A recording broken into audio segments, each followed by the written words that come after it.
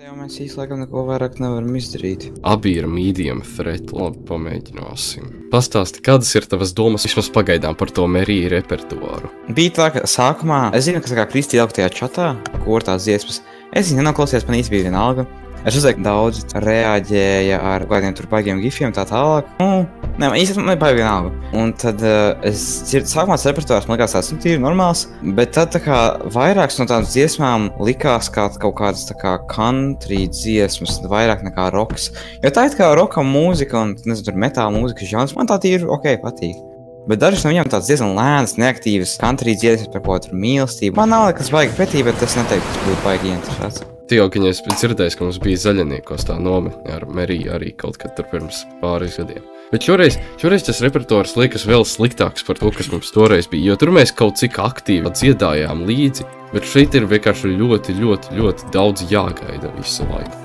Kā jums gāja ar orķestri tās Vācijas vēstniecības? Kāpēc jūs aizkavējāties? Bija paredzēts laikam, ka jūs arī ar koru dziedāsit. Viņi kaut kur tā uz beigām izdomāja, ka tomēr koncerts sāksies 45 minūtes vēlāk. Tur arī viss sākās. Tās 45 minūtes paiet, mums teica, ka mums tā kā pasauks, kad mums vajadzēs iet tajā skatuvē. Pagaid tās minūtes, un mums vienkārši nesauca, un tad mēs tur nogaidījām vēl kaut kādas, es teiktu, 5 minūtes vismaz. Un tad mēs aizgājām tajā skatuvē beidzot, un tur mēs arī gaidījām, tur vēl nekas nesākās. Mēs tur, man liekas, stabili kaut kādas 10-15 minūtes pagaidījām. Un tad redzi vienkārši visu laikā gaidīšanu, un tas laiks vienkārši aizkavējas, un beigās vienkārši bija par vēlu kaut kādā brīdī. Jā, tagad it kā pārtētam vajadzētu nākt 2 reizes ātrāk, bet 2 reizes 0,1 ir 0,2. Tas bija Ilģu ciema oriģinālais. Zini kā, ja es pateiktu, ko es dzeru, man šķiet, ka tas aizvienot vairākus cilvēkus, vairākus kvasa meistars. Un tas, ko es dzeru, ir senču kvasa dzēriens ar cukuru un salnātājiem. Senču kvasa, tas ir tā kā leaflovers, tas pat nav kvasa. Man šķiet, ka viņš ir tāds ļoti saldants no visiem kvasiem. Es netiku, ka viņš man baigi garšo, bet viņš vienkārši mājās un stāvēja, un es domāju, padzeršu. Mēs ar Teodoru savulaik runājām. Viņam arī ļoti negaršojot šis kvass. Jā, ka šis nav kvass, šis ir kvasa tā kā padzēriens. Un jā, Ilģu ciema oriģinālais noteikti labāks, bet ko darīt? Senču viņš arī veikalā laikam daudz lētāks arī. Viņš nav tik kvalitīvs, manuprāt. Tu pirms kāda laika teici, ka tā kā iekšējās kārtības noteikumos tomēr bija rakstīts, ka tā kā orķestris ir obligāts, vai ne? Skolām pēc savām spējām vajag atbalstīt skolu. Tur olimpiādēs un tā tālāk. Es domāju, piemēram, vai Rīgas sastāvā vidusskolā ir kaut kas tāds. Tas man šķiet personisks viedoklis, bet manuprāt, ja orķestris tā kā tiešām būtu obligāts, tad vienkārši tā skaidri un gaiši būtu uzrakstīts tajos iekšējās kārtības noteikumos. Ka orķestris ir obligāts arī pēc absolvēšanas. Tas, ka, lai šo apgalvojumu balstītu, jālieto tik atvērts iekšējās kārtības noteikums, ka katram skolām pēc savām spējām tur jāatbalsta un tā tālāk. Manuprāt, tas signalizē to, ka orķestris tomēr pēc iekšējās kārtības noteikumiem nav obligāts. Zinu, protams, skolas mājaslapā ir rakstīta šīs interešu izglītība. Tur pie orķestra rota ir uzrakstīts tā nedaudz dīvaini kaut kā, ka orķestris beidzas 19:20. Nu, teiksim tā. Mūzikas novirziens nebeidz ne pārsteigt un ne sarūktināt. Tas viss, ko es varu teikt. Bet, es nezinu, man šķiet, ka šis ir tā kā viņi cenšas nemanāmi savu frontes līniju spiest uz priekšu. Viņi cenšas tā kā caur šīm mazajām lietām, kurām vidusmēra skolēns nepievērš uzmanību, lai viņi pēc kaut kāda gada varētu teikt, ka šeit taču bija rakstīts, ka tā kā orķestris vienmēr beidzas 9:20. Patiesi orķestris it kā beidzas 6, bet vienreiz jau bija tā kā tas mēģinājums ar Oskaru. Cikos tas mēģinājums beidzās kaut kādos tur 7:40? Varbūt šī ir viena liela nekad kotlašmaizīte, bet varbūt šis ir kaut kāds brīdinājums signāls. Ja patiesībā tā tieši strādā arī Silīcija ielai, ka viņi tā pamazām spēr šo soli uz priekšu, un noteikumi ir pavērsti vairāk viņu labā un ne patērētāju labā.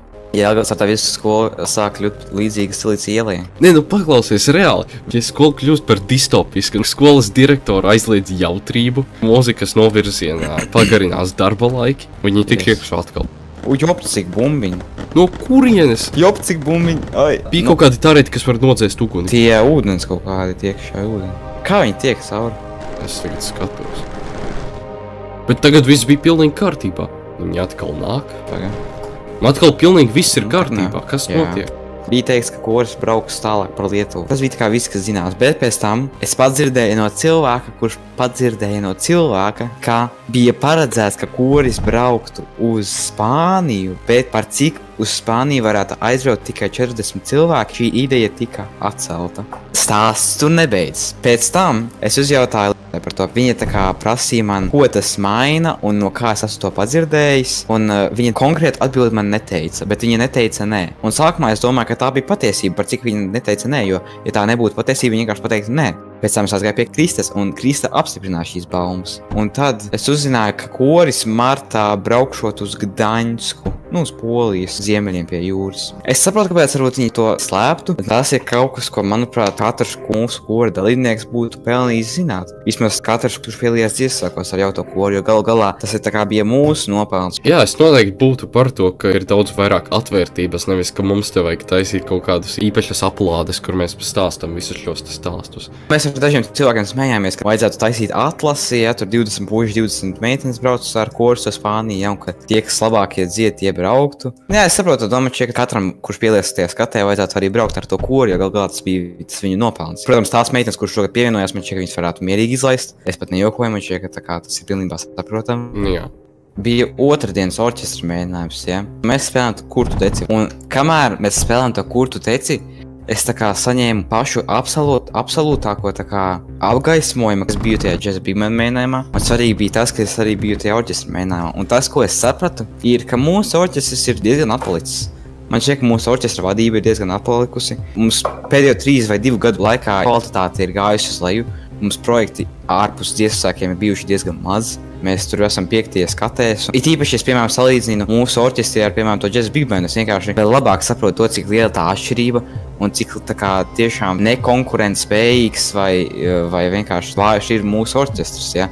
Konkrēti spēlēt to kurtu teci, tas ir tā kā ļoti vienkārši skaņdarbs, bet noteikti, protams, orķestrim arī savu plusi, tīpaši arī mūsu orķestrim. Arī, manuprāt, Agris šo orķestri vada daļēļ arī tāpēc, lai viņš vienkārši varētu pateikt. Nē, protams, viņam arī tas patīk, vai ne? Bet, manuprāt, daļēļ arī viņš to dara tikai, prikola pēc. Tikai, lai viņš varētu pateikt, ka mūsu skolā ir orķestris, tikai viņš varētu pateikt to, ka viņš vada orķestri, jo, manuprāt, man ir ļoti grūti saprast, cik daudz laika viņš tiešām tajā visā ievelk. Protams, viņš ir ļoti daudz strādājis ar šo orķestri, un iespējams, ka pirms kāda laika bija daudz labāk, bet tas, kāds šis orķestris ir tagad, liek man jautāt, cik kvalitatīva ir mūsu orķestra vadība. Ja to salīdzina ar kori, man šķiet, ka mūsu koris tagad tieši tā kā gandrīz zelta plaukšanas laikos, ja?